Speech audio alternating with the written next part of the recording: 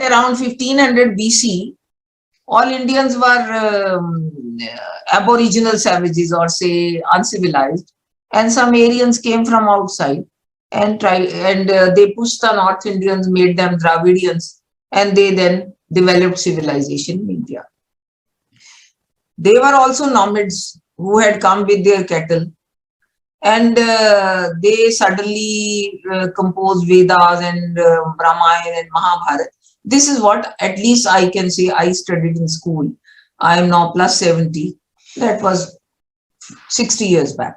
On the other hand, we will go all over India, very fond of touring places, and we will find that entire India is full of places which remember various events of the life of Ram. I will just share one small thing, that when I went to Ayodhya, I found that there they would sing mostly in the traditional, they will sing about Ram's birth, Ram Lalla, and or Raja Ram.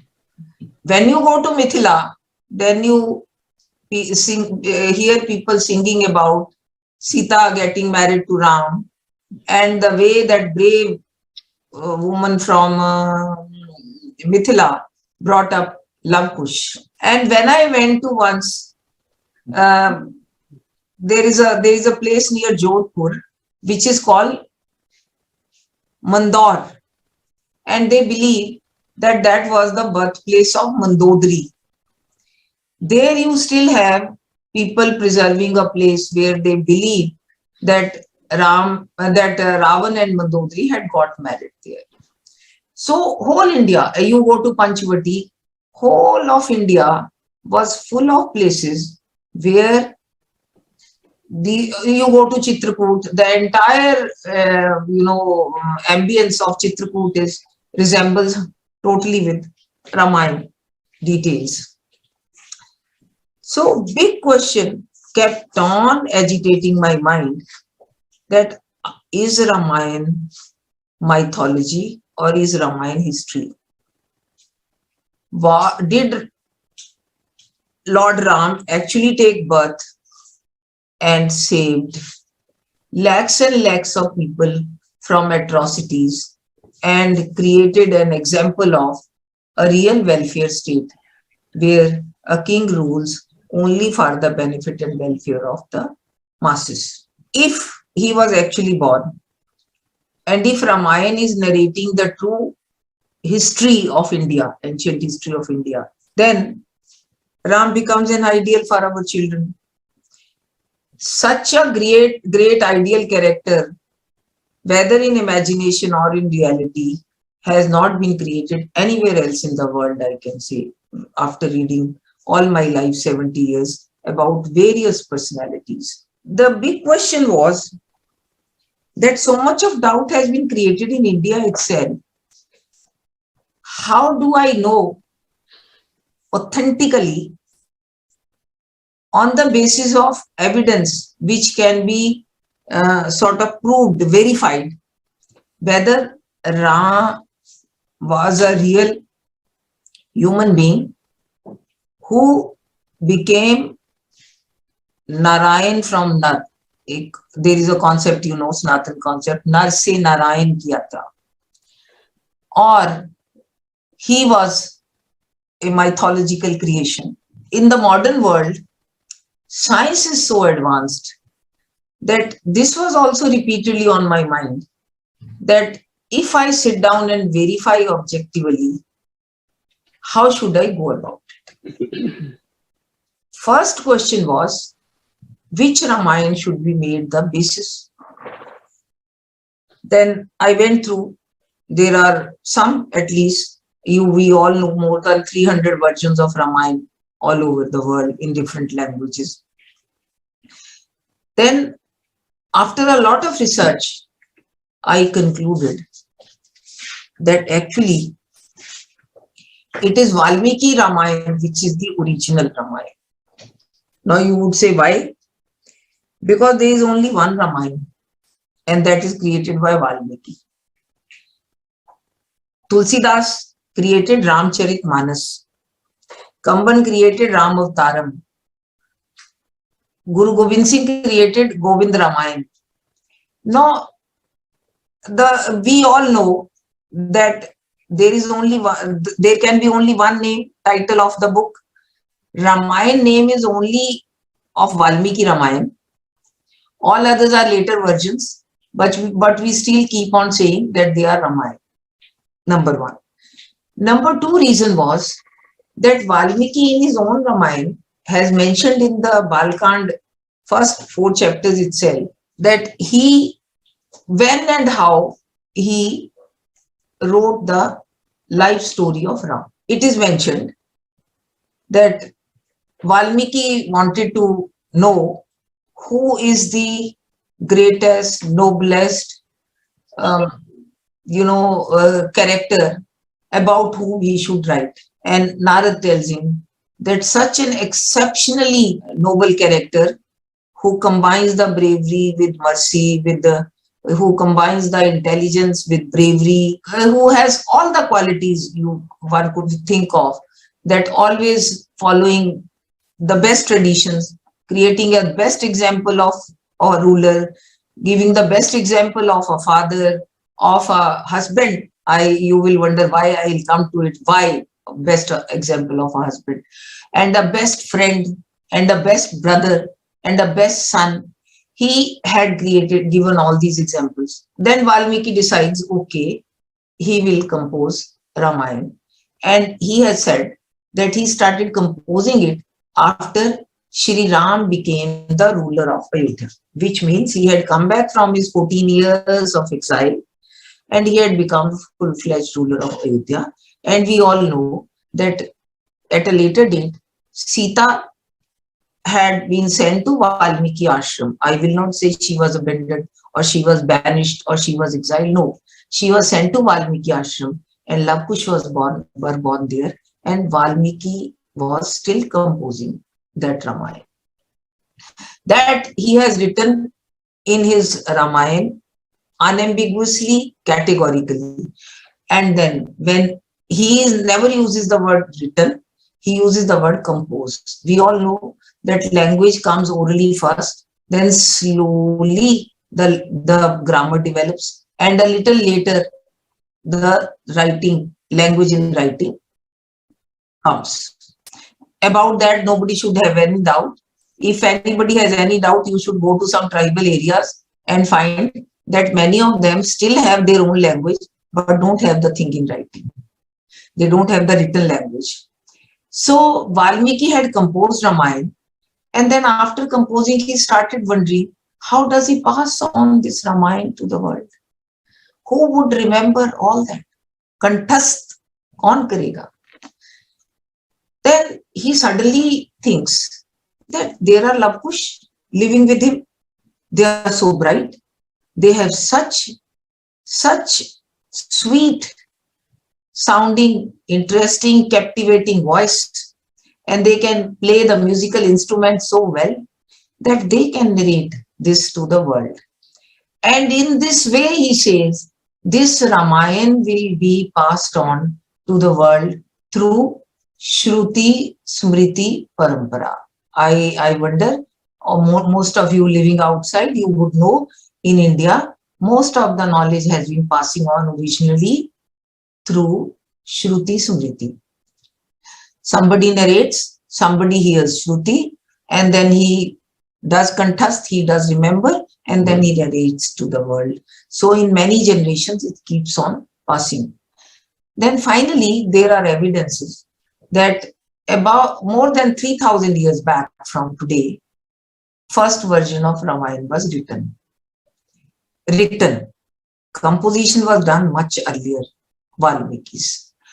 And we have one of the oldest manuscripts of Valmiki Ramayana, which is said to have been written in 1047 AD, preserved in Kathmandu, Nepal's library.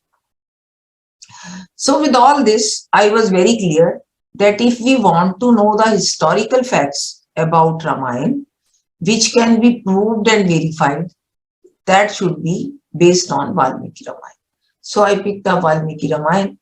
Then I first went to Gita Press Gorakhpur after buying their book. How did they compose their Ramayan?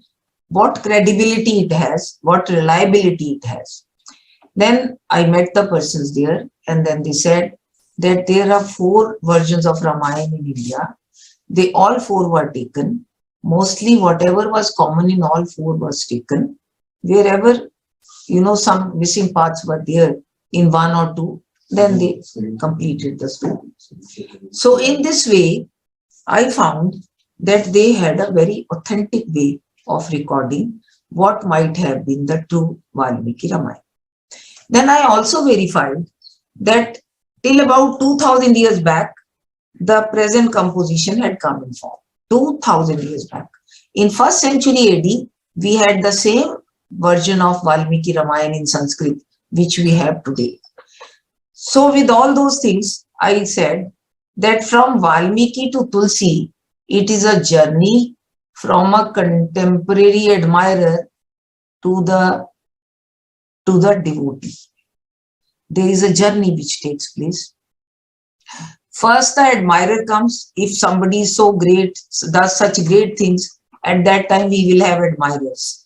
Slowly he will have followers. It will be after hundreds of years that devotees will come. So when Tulsi wrote his Ramcharitmanas, he wrote as a devotee. When Valmiki composed his Ramayana, he composed it as an admirer of great personality, Maryada Purushottam Shri Ram. With this now in my hand, without having any bias, what my research will prove, whether it will prove that Ramayana was a mythology or whether it will prove Ramayana was history, I did not know. I adopted a methodology. And before I say that was not the correct expression. In fact, this methodology I was lucky enough to get from Dr. APJ Abdul Kalam. Dr. APJ Abdul Kalam was very clear that Valmiki has left several references of sky views, means position of planets vis-a-vis the nakshatras or constellations. And that with modern softwares, they can be exactly dated. This he was very clear that they can be exactly dated. And that every astronomer knows of the world without any difference of opinion that whatever is the sky view right now outside, sky view I mean basically our solar system and the nakshatras, those 27 nakshatras which are covered by our 12 constellations or rashis, we say, whatever is the position, exact same position of all planets and nakshatras cannot be repeated. I again say cannot be repeated before 25,920 years. Now, if I am very sure that for 25,920 years, if I generate a sky view taking into account all references given by Valmiki, and then I verify from the software that this sky positions did not get repeated on any date 25,920 years prior to that date or 25,920 years after that date, then my calculation would be correct. But the condition is that it should show all the 6 or 7 positions which have been narrated by Valmiki. You cannot say, okay, 5 out of 7 match, it's okay. No, you cannot do that. Science does not permit it. So the first attempt was to take out all planetary references from Valmiki Ramayana. Then resolve all translational disputes. That was done with the help of Sanskrit scholars and using several dictionaries. Once the verses and their translation was clear, then I had already got planetarium software earlier, which was of Fagware. Planetarium version 4, Planetarium Gold version 4.1 was the version I used. Lo and behold, after making so many efforts and attempts, I found that whatever all the positions have been narrated by Valmiki ji of position of various planets vis-a-vis the nakshatras, that was seen on one particular date. That was in 5114 BC. 5114 BC, and that was Chaitra month, Shukal Paksh Navami. Now you would say, you are talking of software, English calendar software, and you are giving a lunar month and date. Well, software will show you the lunar position also, will show you the solar position also. So not at all difficult. But why I said this, I found that planetarium software displayed the sky as has been explained by Maharshi Valmiki in Balkand 8, 9 and 10 verses of Sarg 17. Then all those positions could be seen in the sky as per planetarium software on 10th January 5114 BC, which was also the Shukal Navami of Chaitra month. You all know, we all celebrate Ram Navami till date on Chaitra month, Shukal Paksh ki Navami. Then I had a method of presenting such conclusions before a very august gathering. I will invite astronomers, archaeologists, oceanographers, geologists, even genetists from all over the world and from India, also large numbers, and present before them our research findings with the request that please let us know where have we gone wrong. We never made any presentation before these scholars and scientists saying that this is what is the final thing. We only in our own humility presented that so far our research has revealed this. Please let us know where have we gone wrong. So I graphically remember that in 2011, of course, on 30th and 31st July, inaugural address was given by Dr. APJ Kalam himself. And it was so strange that whatever he had said, that turned out to be, we also, our scientists also proved the same thing in the same manner. But then in 2014, some of the astronomers who had come from worldwide explained that their software does not show Valmiki's positions described at the time of birth of Lord Ram on 10th January 5114 BC. This put me to thinking because I wanted to place anything and everything only which is verifiable by everyone. I can say you go and verify. So I studied further and I realized that softwares have some calendrical differences. Softwares have calendrical differences. How? Because that 10th January 5114 BC sky is shown on 19th February 5114 BC by stellarium. Stellarium follows NASA ephemeris and planetarium follows Gregorian calendar. So it was just like Shak Sambat and Shak Sambat calendar, Vikram Sambat calendar, English calendar, lunar calendar. It is only calendrical difference. But one thing is very clear. I tried 3 softwares. All 3 softwares displayed all the positions given by Maharshi Valmiki on 10th in 5114 BC on Chaitra month, Shukal Paksh ki Navami. Here the sky view is in front of you. As Maharshi Valmiki said, that 5 planets were in their exalted positions. Sun was in Aries, Venus was in Pisces, Mars was in Capricornus, Saturn was in Libra, and Jupiter was in Cancer. Moon was in Cancer, rising on the eastern horizon. Which Rashi is rising? Cancer. So all the parameters conveyed by Valmiki could be seen in 5114 BC on Chaitra month Shukal Paksh Navami. Although planetarium will show it as 10th January 5114 BC, stellarium will show it as 19th February 5114 BC. Before proceeding further, let me clarify the difference is very simple. Very simple is that we earlier had Julian calendar where Gregorian reforms were made.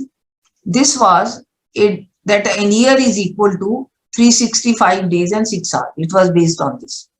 Whereas exactly an year is equal to 365 days, 5 hours, 48 minutes and 46 seconds. This difference of 11 minutes and 14 seconds becomes 1 day in 131 years. It becomes equal to 1 day in 131 years.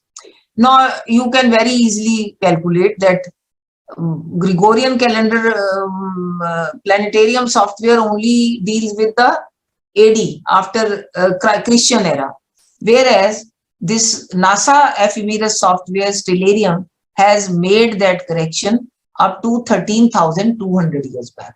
So plain and simple. So same sky view you will see only after that correction, the difference of 42 days approximately would come. So this was the date of birth. After that, I had no problem because then I still feel, very excited that once the date of birth was discovered, then there was no problem. Valmiki is such a great observational astronomer. I am not saying that they had durbeens and all those telescopes and doing all that machinery utilization there. But he had such a terrific observation of the skies that for 2 years before the date of birth of Lord Ram and till the date Lord Ram's forces went to construct bridge over the sea for going to Lanka to free Sita from the clutches of Ravana. Up to that period, all sky positions described by Valmiki would fall in line without any difference of even half a day. I repeat, without even any difference of even half a day. If it is daytime, you will see the daytime. If it is night time, you will see the night time. And the same date. Now, Valmiki has mentioned normally lunar dates, but then Indians had solely lunisolar calendar. So they were doing those adjustments. So from Valmiki Ramayan, we after the date of birth of Lord Ram, I will not deal much in detail. I'll just show you 2 samples more and then proceed with some other evidence.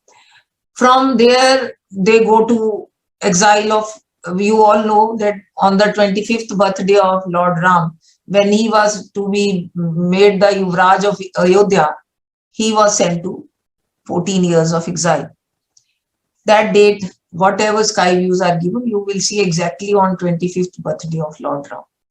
Then 12 years pass. In 13th year, you all know that Shurupnakha kissa had happened and there was a war with Khardushan.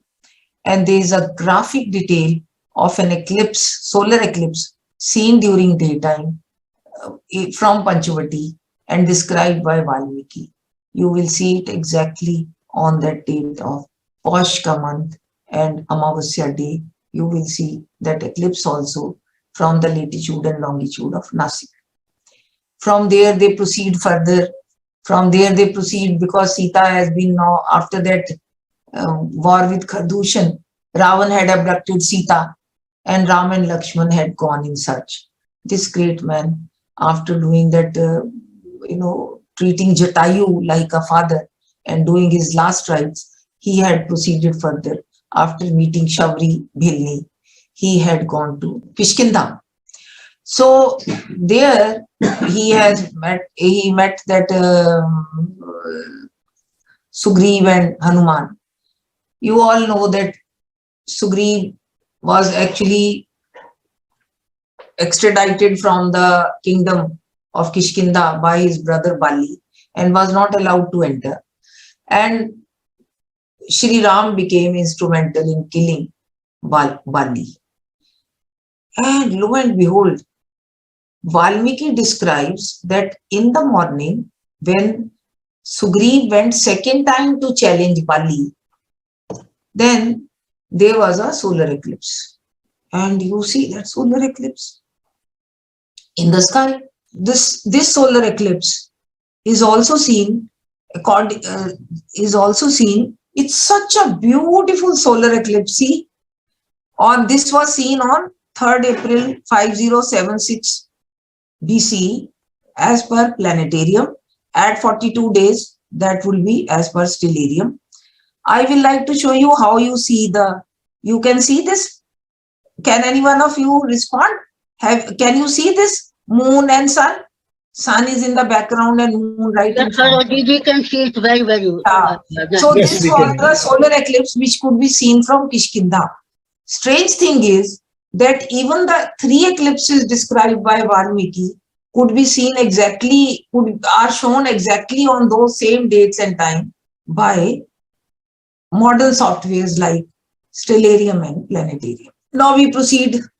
Thereafter, you all know that Hanuman went in search of Sita, and when he was sitting and Ravan had come to threaten Sita, there was an lunar eclipse mentioned there that could also be seen when Hanuman was hiding in the branches of Simsapa tree, that means Shisham tree. He was hiding, and that is also shown. Then after doing all that things, when he had come back, the most marked detail which is given there is of Hanuman's journey back from Lanka to India, to Rameshwaram. When he comes there, then Valmiki has described 8 constellations in the sky. We all know 12 constellations, 24 hours. 2 hours a constellation will rise. And at one time, you can only see 6 constellations on the horizon.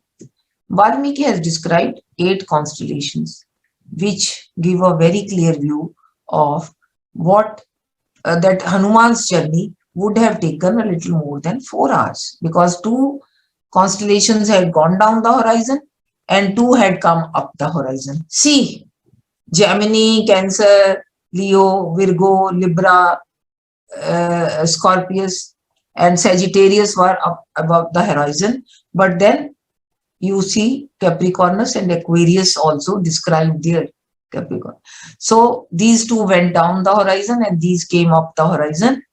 It is such a graphic detail, such a perfect detail matching with the details of Ramayana. I will not now deal further with this. In my book, Ramayan Retold with Scientific Evidence, or you can say Ramayan ki kahani Vigyan ki Jubani. Abhi recently, on public demand, I made a simplified version of Ramayan ki kahani Vigyan ki Jubani, saying it Ram Katha Sitaron se suniye. A shorter, simpler and cheaper version of that book. You will see at least 27 sky views sequence giving. I have just given examples of 3. Sequentially showing all the sky exactly matching whatever has been described by Valmiki and in the same sequence. Now, once this date line was clear to me, that from the time of birth of Ram in 5114 BC till 5076 BC, when he went to attack Sri Lanka, we have very clear description of all the sky views. Thereafter, somehow they are lost, because maybe some Shruti Smriti Parampara, somebody did not record in writing. Once this timeline was clear, I was very clear that this is the ultimate evidence, because human beings have not learned to tinker with the skies, and nobody can fight whether those planets and nakshatras existed or not. Just as we had for Ayodhya, as archaeologists could not agree about 500 years back what had happened. So how much they could prove. But then I was repeatedly told that until we give the traditional evidence also, which support this, probably our theses will not be fully accepted. Now, what was decided? Again, I had done a lot of archaeological research. All this was with the help of, I am neither an astronomer, nor an archaeologist, nor a geologist, nor a Sanskrit scholar, but it was my mission, it was my passion. It was like I was obsessed that I must find it scientifically. So I had created an institution of scientific research on Vedas, and then we had so many big, great scientists associated as advisors, and we would take the inputs from them. And I had the best of archaeological inputs we got. In my book, I have covered all through from Ayodhya to Rameshwaram, various kind of archaeological findings, the carbon dating of which is again 7,000 years back. Because I can take only those examples, which can. See, the unlucky part in this country is that all those, I'm not an archaeologist, I had to only approach the Archaeology Survey of India or Indian Archaeology Society and get the inputs from them, various articles, various excavation reports. And I found there are so many large number of archaeological reports lying with the Archaeological Survey of India, which depict continued Indian history for last 9,000 years, not 7,000. The mine is 7,000 year old. When I say 5,114 BC, that just means about 7,100 years back. But then you have archaeological reports which give you chronological order and detail from 9,000 years back. Continuation of Indian civilization, you have swastik, you have shivling, you have Om, you have Sandur on a lady's forehead, and they have been discovered with the carbon dating from 9,000 years back till date. But unfortunate part is that they remain with the archaeology department or they are read by archaeologists. They have not been included in our school college books. Recently, some attempts are going on to make update the school college books a little more. Again, I don't think I'll take too much of time. I'll just give you 2-3 glimpses of. Just see these two pillars. There were 14 similar pillars found. What is the first impression which will come to your mind after looking at these pillars? Could they be any Muslim creations or could they be related to Hindu religion? I think the thing was very clear. In fact, Sanskrit verses are written over there in praise of Vishnu and in praise of Ram. And these are written on pillars itself, these pillars.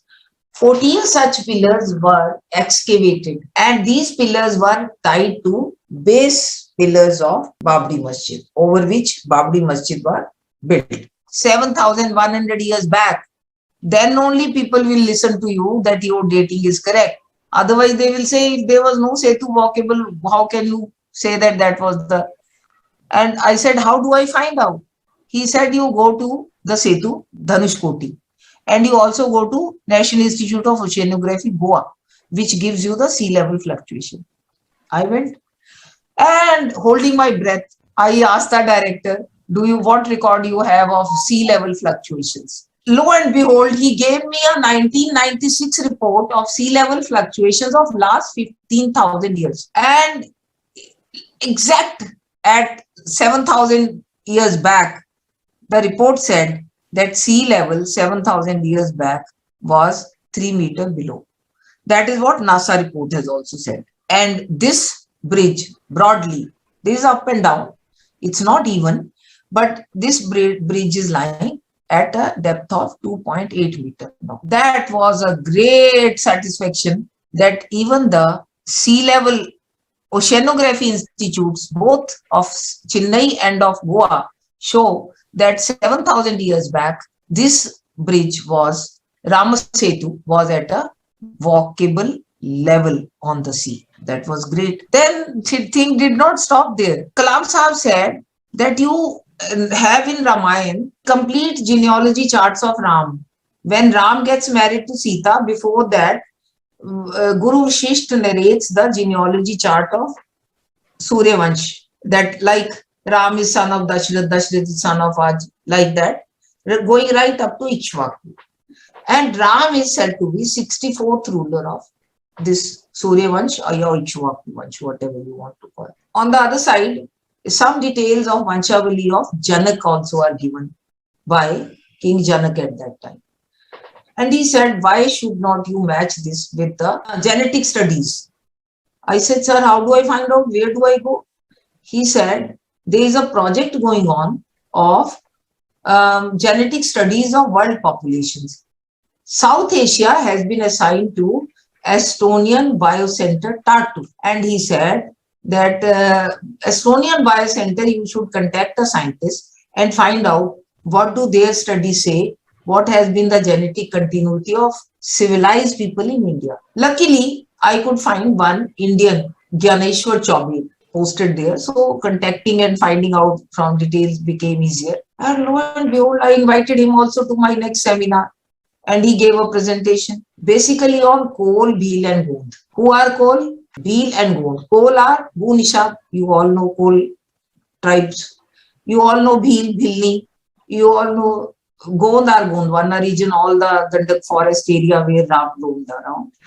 And they gave a study that for 10,000 years, their genes have been indigenously developing without any remarkable inflow from outside, and they have been developing civilized genes, and their genes are similar to other populations of India, and even the North Indian genes are similar to Dravidians and to Eastern, to tribals genes are similar to caste populations and otherwise. That was great.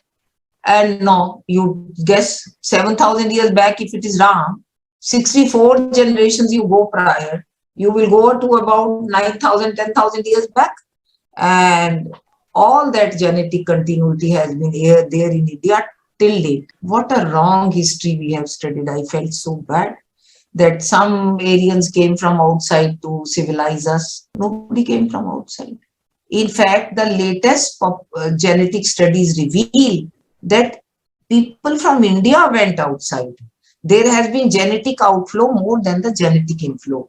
I also went to the root of, because I had a scientist, though I could lie and discuss. I had no idea how the genetic studies are done. I understood all those details from him. How do you know that they are civilized genes or whatever? He explained all the details. Then the best part was actually what has happened in India.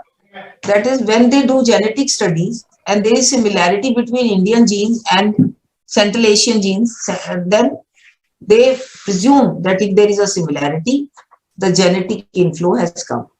But he said there is an altogether different science which studies the inflow and outflow of genes. Let me say inflow and outflow of genes. So the correct conclusion you can draw only from there, whether there was genetic inflow or there was genetic outflow. So with these studies, he proved that actually these were the Indians of ancient times who went to Europe, basically Germany, they also have swastik, they also accept home, and there are so many similarities. And actually so many similarities in Sanskrit and Latin also reveal that probably Sanskrit is the original language and Latin has so many borrowed words. I'm not saying it because you think that I feel India is great, I am Indian. No, not at all.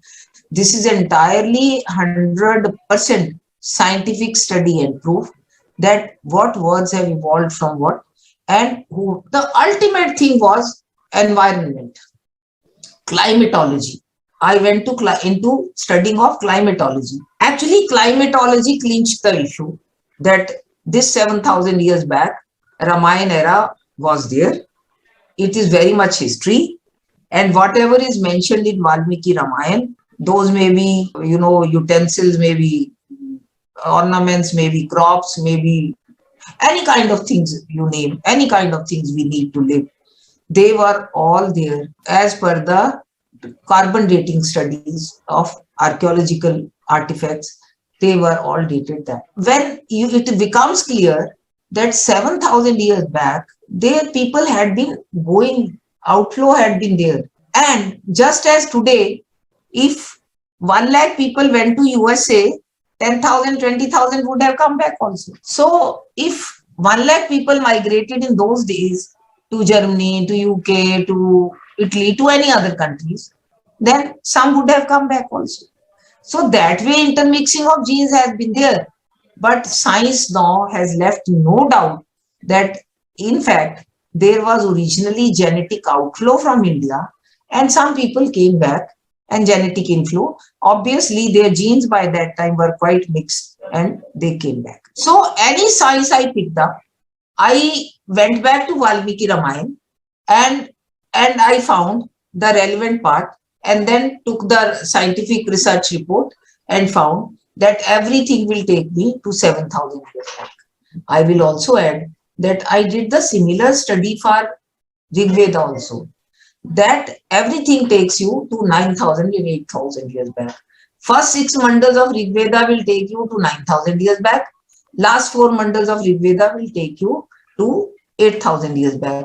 Ramayan is 7,000 years back. Mahabharata has left no doubt that it was 5,100 years back. Now, with this kind of study, I conceive that I, in fact, went mad with this, that it was an obsession, it was a mission, it was a passion.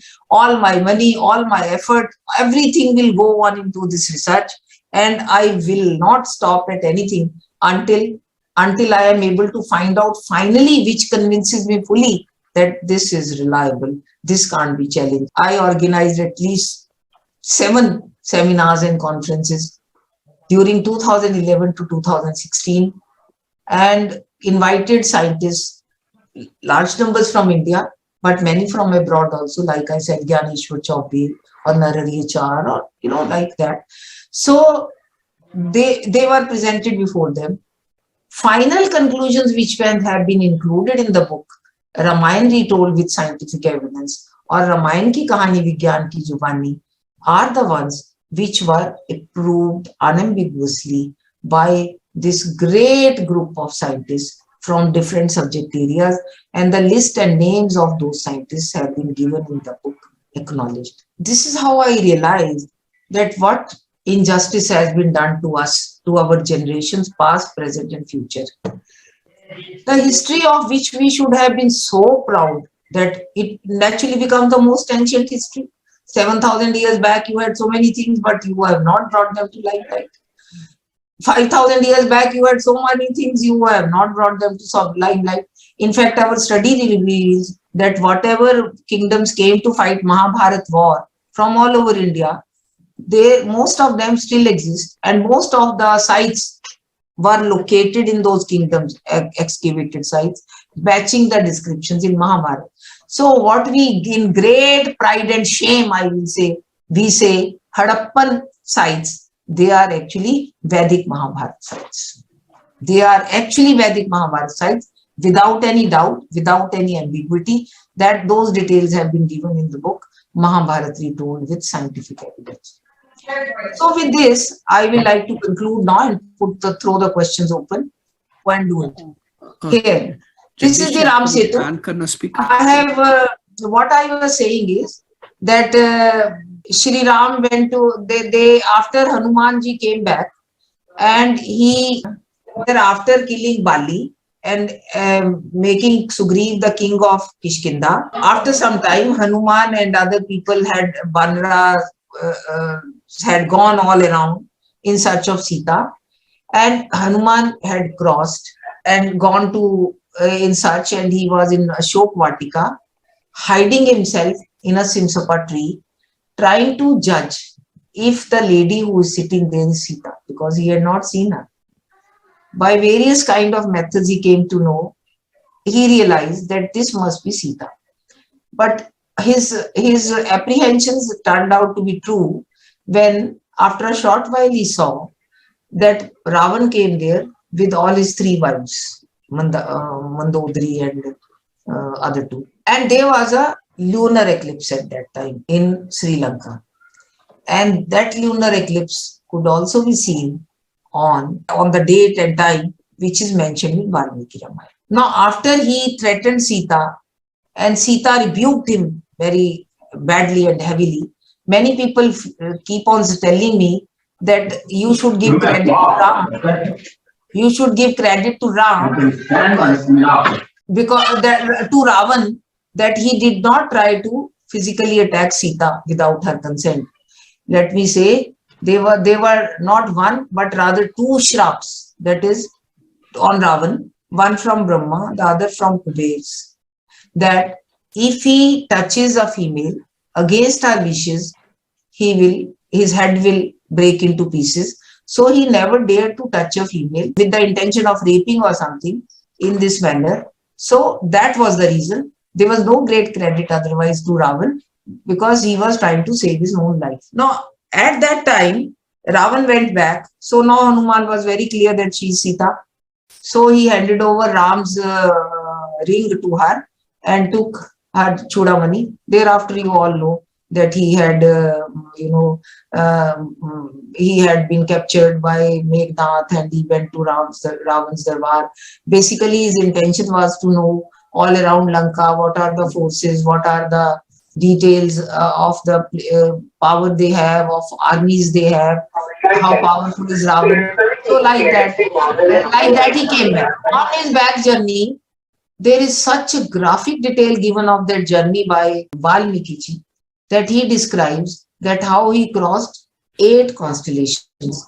I had explained that we have 12 constellations. We all know Rashi. I think every Indian knows we may get our Patri made with Rashi Faliye or Nakshatra star or planet kahan the. We make. The only thing is that I don't know any Jyotish. I do the first part of it, which is called Ganit Jyotish and or astronomy in English. So we found that all those in 24 hours, there are 12 constellations.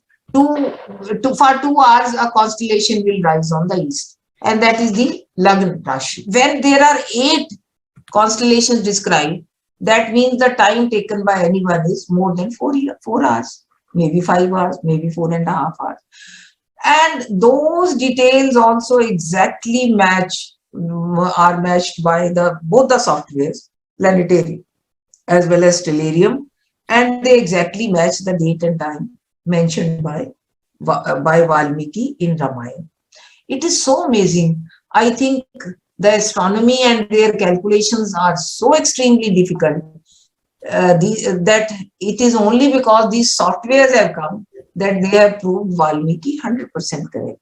It has been great to work on those softwares, and everything mentioned in ancient Indian epics or Vedas, you can almost state every event if the planetary positions are given.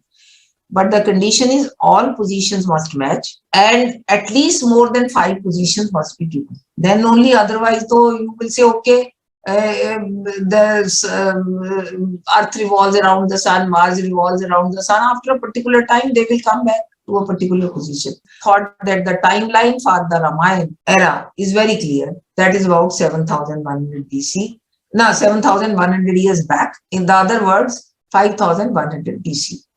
And then you have a whole lot of archaeological evidence, oceanographic evidence, remote sensing evidence. You have genetic studies to support all these conclusions, which all reference of Ramayan you keep on taking the corresponding scientific study. They will all take you back to 7,000 years. So that is how I now say emphatically that Ramayan is history, and that reveals 7,000-year-old history of India. Vedas are compilation of our knowledge. Rigveda is 9,000 and 8,000 years back, but Atharva Veda is only 2,200 BC. That is 4,200 years back. So over the period, our knowledge was getting compiled in Vedas. Our epics were narrating our history. So with this, I will say that a great damage has got done to our generations, that what they should have known as history and the people they should have followed and worshipped and admired or copied were our heroes like Ram and Krishna. They were reduced to mythology. So the history in India has worked the other way around. All efforts were made to reduce history into mythology, and our efforts are only to give the real place to those events.